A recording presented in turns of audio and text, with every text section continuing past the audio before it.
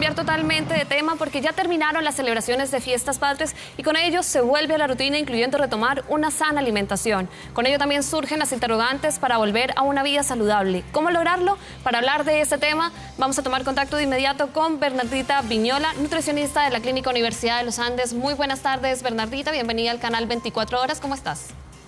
Hola, Ángela, bien, ¿y tú? Muy bien, muchas gracias. Bernardita, comencemos. Sabemos que lo tradicional en fiestas patrias es comer un poco más, beber bebidas alcohólicas que también tienen bastantes calorías, pero no sé si hay quizás alguna estimación de cuánto se suele subir de peso durante este fin de semana largo.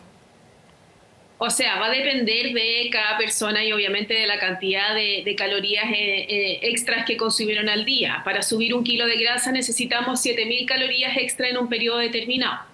Entonces, obviamente, esto va a depender de cada persona. Normalmente, quizás las mujeres tenemos un metabolismo un poco más lento, entonces, si comemos igual que los hombres, quizás podemos subir un poquitito más, pero al final va a depender de cada uno. Y en Internet surgen quizás varias tendencias de cómo desintoxicarse después de que, por ejemplo, por lo general las personas suelen comer bastante estos días porque, digamos las cosas como son, no es que un día vamos a optar solamente por una empanada y quizás un anticucho, sino que probablemente en el mismo día se consume todo a la vez y a esto le sumamos también entonces las bebidas alcohólicas. Y surgen quizás entonces bastantes de contenido en Internet que habla de cómo se puede uno desintoxicar después de haber consumido todo esto. ¿Cómo lo podemos hacer? ¿Qué es lo que se sugiere? La verdad es que en nuestro organismo tenemos 2 órganos que se encargan de desintoxicar el cuerpo, que es el hígado y el riñón. Por lo tanto, no necesitamos someter a nuestro cuerpo a una dieta especial o a una dieta detox o a una dieta muy restrictiva para poder recuperar los kilos o estos tóxicos que les llaman después de estas fiestas y después de estar comiendo alimentos en exceso.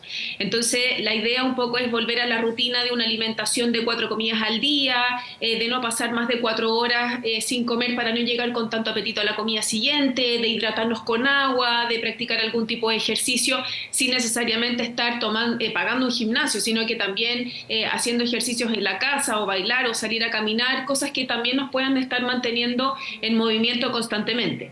Bernardita, y hay personas que a lo mejor recomiendan también consumir té verde, té rojo también para eliminar quizás estas toxinas. ¿Funciona realmente hacerlo? ¿Cuándo es ideal hacerlo? ¿En las mañanas? ¿En las noches? No funciona, Ángela. La verdad es que, como te decía, el cuerpo solito va a estar eliminando estas toxinas naturalmente. Entonces yo no tengo que entregarle a mi cuerpo cosas extra para aumentar esta desintoxicación, ¿ya? Como te digo, ¿qué cosas podemos ayudar? Por ejemplo, evitar la fritura, no comer tantos alimentos con grasas trans, no comer alimentos procesados. El llamado siempre va a ser a darle preferencia a alimentos caseros, preparados en casa, sin tanta fritura, no alimentos que haya que abrir de tanto envase o tanta bolsa. Y con eso naturalmente ya podemos mejorar nuestro estado de salud y tener una alimentación saludable, sin necesariamente, como te decía, hacer cosas tan estrictas o tan extremas, como por ejemplo son estos jugos detox, que la verdad es que no tienen ninguna evidencia de que realmente desintoxican. Bernardita, y por ejemplo, ¿qué pasa en el caso de las personas que quizás en esto de tratar de tener una alimentación saludable, muchas se suelen saltar el desayuno en la mañana? Yo no sé qué tan cierto es o si es un mito o no, que es la comida principal del día o no. ¿Qué pasa cuando no lo hacemos quizás muy temprano? O muchas veces, por ejemplo, para algunas personas el desayuno se traduce literalmente a un café y un muffin o algo ni siquiera tienen proteína. ¿Qué tan importante es el desayuno y cómo debiéramos llevarlo quizás en nuestro día a día? El desayuno no es la comida más importante de todas las comidas del día, sino que es igual de importante que el almuerzo, que la colación, que la once, que la cena. O sea, es una hora de alimentación muy importante dentro como de nuestra nutrición. Sí, obviamente hay que tratar de darle preferencia a los cereales integrales, quizás agregar un lácteo, una proteína, porque eso también me ayuda con la saciedad y no llegar con tanto apetito a la hora del almuerzo. Pero el desayuno es clave para quebrar el ayuno de la noche, siempre tratando de elegir alimentos que sean de mejor calidad. Y hablando de alimentos que sean de mejor calidad, sabemos que ahora ya el cambio de estación, ya estamos en primavera, pronto vamos a estar ya en el verano y quizás muchas personas también van a empezar a prepararse entonces para el verano y quieren quizás bajar algunos kilitos de más. ¿Cuáles son quizás las principales frutas que debemos consumir y cuál es la mejor forma de hacerlo? Porque no sé si es lo mismo comernos la fruta entera como viene o, por ejemplo, procesarla, hacer un jugo. ¿Qué es más saludable? ¿Cuál es la principal recomendación? Lo mejor es consumir frutas de la temporada y que sean enteras, o sea, y tratar en lo posible de las frutas que se puedan consumirlas con cáscara. Ya ahí en la fruta entera y con cáscara tenemos todas las propiedades de antioxidantes, vitaminas, minerales, de fibra. Pero sí tratar de distribuirlas durante el día. Está hoy en día un programa que se llama 5 al día, que es comer entre 5 porciones al día entre frutas y verduras. Entonces, si nosotros logramos mantener estas 5 al día, podemos lograr cubrir nuestros requerimientos de vitaminas y minerales que necesitamos en el día. Pero la mejor forma, como te digo, es consumirlas de forma entera, porque así aprovechamos todas las propiedades y no en forma de jugo. ¿Ya? En el caso de los jugos, en un vaso tenemos un volumen mayor de fruta, no tenemos el aporte de fibra necesario y al final en ese mismo volumen tenemos un mayor aporte calórico. Entonces los jugos no son recomendables para las personas en general. ¿Y cuál sería también la recomendación en cuanto a las porciones? Porque tú dices 5 porciones, pero ¿en qué se traduce esa porción? ¿Cuál es quizás el tamaño ideal? No sé. Una porción de fruta, por ejemplo, es una manzana, una naranja, más o menos del tamaño de una pelota de tenis, 3 mandarinas, 2 kiwi, una taza de 200 cc de sandía, de melón, de piña, de frutillas, de frambuesa. Entonces, al final podemos comer de todas las frutas, pero va a depender de la porción a consumir. Pero sin confundirse que no son 5 porciones de fruta al día, sino que son 5 porciones entre frutas y verduras, que pueden ser las 3 porciones, por ejemplo, de fruta y 2 de verduras o al revés. Ahora, esto también va a depender mucho de los requerimientos de cada persona, porque, no sé, tenemos pacientes deportistas de alto rendimiento que consumen 3.000, incluso más calorías al día, y en este caso pueden requerir 4 o 5 frutas al día para poder lograr llegar a sus requerimientos. En cambio, una persona, un adulto normal que pesa, no sé, por ejemplo, 70 kilos, necesitará entre 2 a 3 porciones de fruta al día y con eso ya es suficiente. En el caso de los niños, 2, por ejemplo. Entonces, va a depender mucho del gasto de cada persona. ¿Y estas frutas y verduras también se recomienda consumirlas en la noche? ¿Hay también quizás una estimación de tiempo de a qué horas deberíamos de comer y a qué horas deberíamos de dormirnos? Porque no sé si, por ejemplo, 2 horas es mucho o es apenas lo suficiente quizás para digerir bien los alimentos. La verdad es que no hay ninguna evidencia con la hora en específico para consumir la fruta y las verduras. La idea es que estén distribuidas durante todo el día.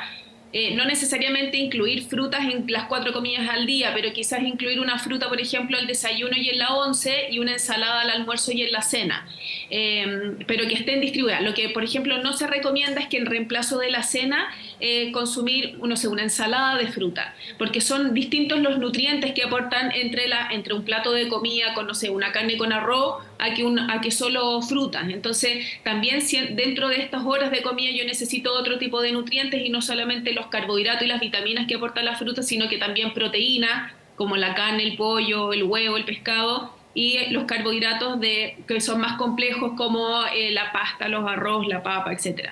Entonces, reemplazar la fruta por una hora de comida yo no lo aconsejo, sino que estén distribuidas, que pueden ir como una colación, como un postre o quizás también acompañando, no sé, un yogur con avena al desayuno.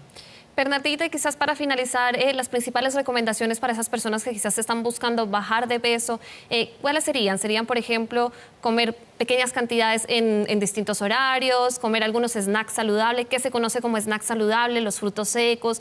¿Cuál sería la porción adecuada quizás para poder bajar de peso considerando si una persona es ansiosa, por ejemplo?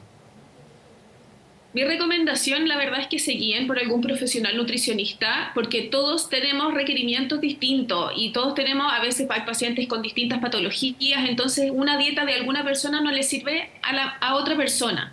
Nos sirve compartir las dietas, y quizás a mí no me gusta mucho hablar de dieta, me gusta hablar más de plan de alimentación, cosa de que nosotros podamos cambiar el hábito de alimentación y mantenerlo a largo plazo, más que una dieta puntual para poder bajar de peso. Entonces, si alguien quiere bajar y quizás hacer alguna modificación, mi recomendación es que siempre se asesore por un profesional nutricionista. Ahora, recomendaciones que, por ejemplo, para controlar la ansiedad, primero buscar el por qué estamos ansiosos y que quizás si es difícil encontrar el diagnóstico, quizás asesorarnos por algún profesional de la salud mental. pero, por ejemplo, no sé, el comer lento me ayuda a llegar a mi umbral de saciedad. Nosotros tenemos el centro de la saciedad en el último tramo del intestino delgado, y desde que yo me meto el primer bocado a la boca es que se demora 20 minutos en llegar a ese punto, y recién ahí se mandan señales al cerebro que deje de producir las hormonas del hambre. Entonces, si yo logro también manejar este tiempo de hambre y saciedad, también logro reducir mis porciones, y eso también me ayuda a bajar de peso. El incluir ejercicio, el estar constantemente tomando agua. Muchas veces siento como esta necesidad de comer algo y no es hambre, es sed. Entonces, el estar como atento y alerta a estas señales dentro del día a día ayuda un montón. Y lo otro, como te decía, es no pasar más de 4 horas sin comer, no necesariamente porque me va a acelerar el metabolismo y eso mágicamente me va a hacer bajar de peso, sino que esto me ayuda a llegar sin tanto apetito a la comida siguiente y logro comer la porción que a mí me corresponde.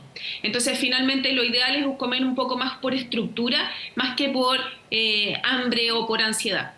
Perfecto, Bernardita, muchas gracias por todos esos consejos. Bernardita Piñola, nutricionista de la Clínica Universidad de los Andes, muchas gracias por acompañarnos en el canal 24 Horas y que tengas muy buena tarde. Gracias por la invitación. Chao, Que chao. estés muy bien, chao.